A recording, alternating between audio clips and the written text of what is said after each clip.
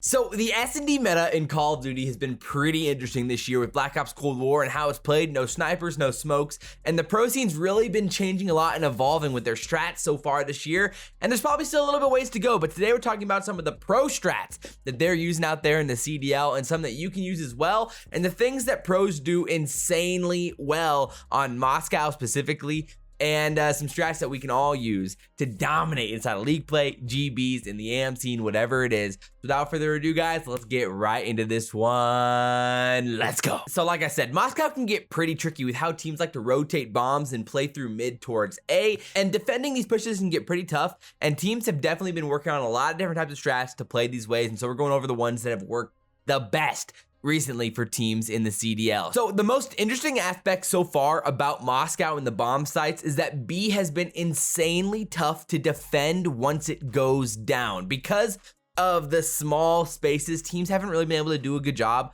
of setting up on his bomb site and using the numbers that they have to their advantage, and teams have been just really good at retaking the B bomb site. So what happens here is that B has a 51% success rate when planting the bomb. That's crazy. And like so far this year in the CDL, when a team plants the B bomb, they only actually win that round 51% of the time. And so we've seen a lot of teams have a lot of success retaking the B bomb, whereas on the A bomb, it has a 72% success rate when planting. There's just a lot of better lines of sight to watch the bomb from, and you can really play like one side of the bomb. You can head glitch the bomb, you can play the back of the bomb. The first strats that we are gonna look at are strats that teams use the A bomb very, very well. So in this first clip, it's LAG versus Paris, and on the year, LAG's been a great SnD team, and you see a lot of these fundamentals really play out for them, even in clips like this. So what you're seeing here is that LAG ends up getting a first blood on Paris, and again, good SnD teams are able to capitalize on their first bloods and really utilize that man advantage to their advantage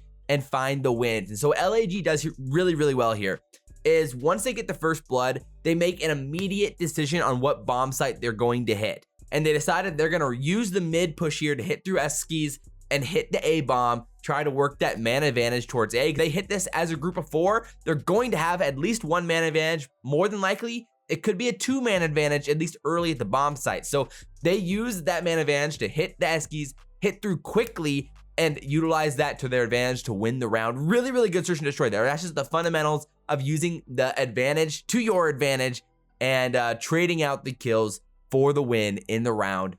Things you love to see. So I'm a big fan of these mid pushes towards A and how teams have been able to utilize that, because generally teams have at least one player watching that B side or something, and if they're not sitting in mid, so if you run through mid and there's not somebody sitting in that mid area, I mean, then immediately you know that you have the man advantage at A, and teams have been able to utilize that really, really well to their advantage with 4 pushes towards A, and we're going to continue to see that in these upcoming few clips as well in different unique creative ways that teams push towards A through mid. So here's another really good example of how LAG uses the intel to their advantage to get the advantage in the round. So they're pushing through mid here, and you're going to see their setup right here is pretty aggressive towards B, but very spread out. So they're leaving Chino back at A to watch that flank and make sure that Paris isn't hitting through and hitting their backside on a flank in some way. So again, a lot of teams do this where they'll leave one guy at A to kind of linger back there and catch teams on a push or a rotation.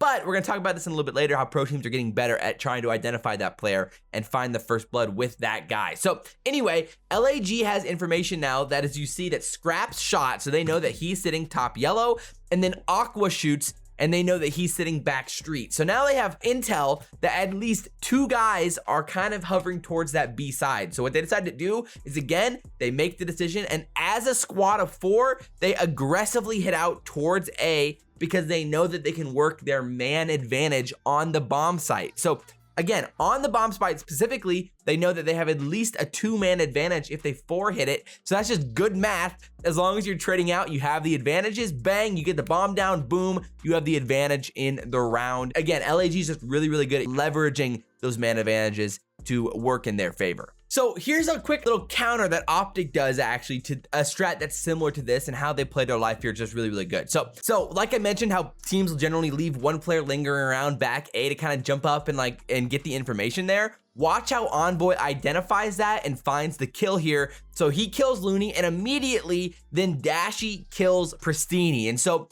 what I love about how Dashy finds that kill on Priestahh is he gets the 1 kill and immediately backs up to play his life there. That's just good SnD. A lot of amateur players might find that kill, wait, reload, lay back down, try to stay there. Again, a good SnD player finds that kill and immediately relocates to play back with his teammates to avoid getting traded. And again, in situations like that, he might end up getting traded because that is a risky spot to play in. And actually in a round later, you see Gunless trying to do that and it doesn't work out for him. Really great plays there from Dashy, and a good wave that Envoy tries to identify that player and actually push him out.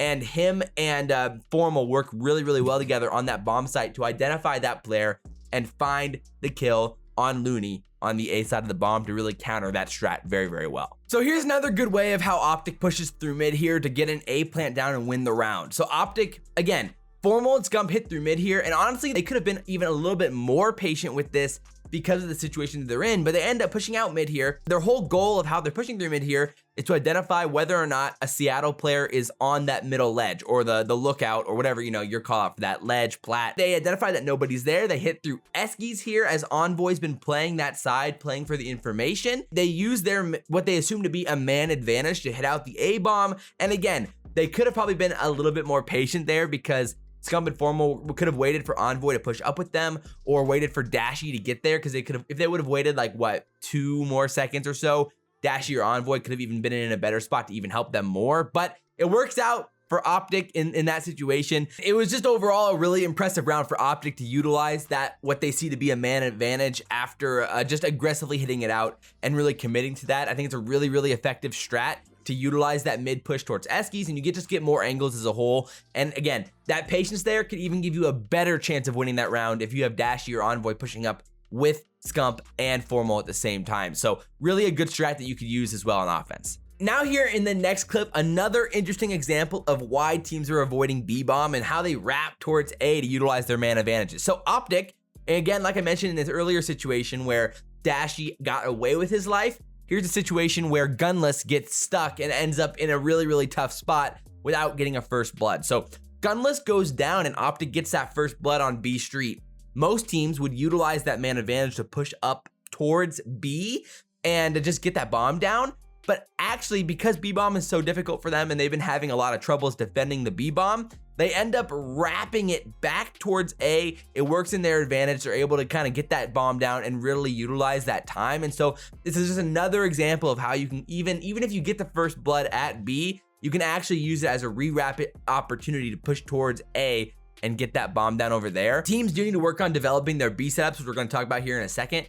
But that is an interesting idea that you can have, is don't feel like you have to plant the B bomb after getting a first blood towards B. Even with your whole team over there, you can still try to wrap and utilize the easier A bomb to your advantage. It's just a fun way, a fun strat that you can use. I think a nice curveball to throw in there to teams when you're trying to go that B and hit towards A. So keep that in your arsenal for sure. Here's a good defensive setup to counter those strats, okay? I love how OpTic pushes and gets mid control in this clip. It's awesome. So here's the setup that OpTic is using here. But again, they aggressively push towards mid here, and they actually just do a great job of using that mid control, that mid influence to dominate the map. So Dashy and Formal push through mid together here, and you're gonna see how Formal ends up getting the first blood because of his great positioning. Again, the idea behind these setups is putting yourself in a spot where you can trade the kills, and that's always the importance, the key of a good setup is to have an ability to trade kills. And so again, Formal ends up getting good timing here to get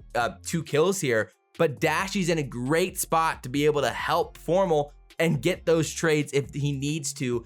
And the mid push here allows you to have flexibility and help towards A if the opportunity is needed. So I love the aggressive defensive mid push here.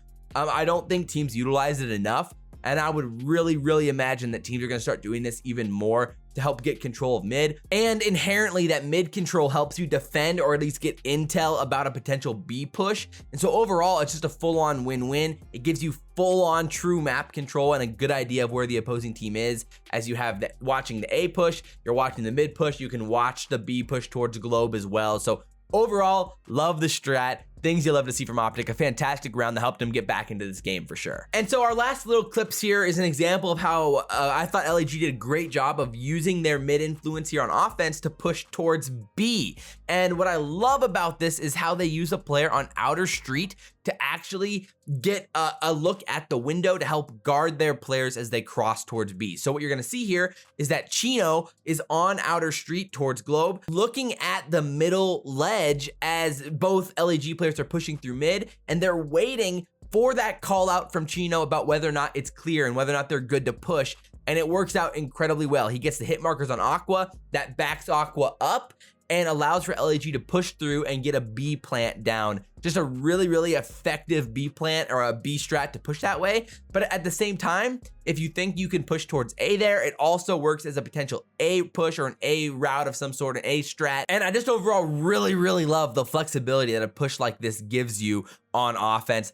Absolutely 10 out of 10 from LAG. The only critique here is that once they get the bomb down, things go awry and doesn't work out for them. But again, that's why we got to talk about a potential B setup or a B plant setup that would work a little bit better. So what happens is that a lot of teams end up getting stuck inside of that room where you're planting the B bomb. It's just a big problem. A lot of teams get stuck in there. It doesn't work out. The kills are coming through the windows or through the doors, and they're harder kills to trade out. So teams have had the most success when they plant the bomb for that outer doorway and then can check it from that bus. That's the best case scenario. Here's a recommended setup that I have. If you get the bomb down with all 4 players remaining, I think your best bet is to stack that outer doorway and really play for those long lines of sight on the back B street. This is ideal for teams who have really, really good ARs or ARs that you really trust to win those gunfights.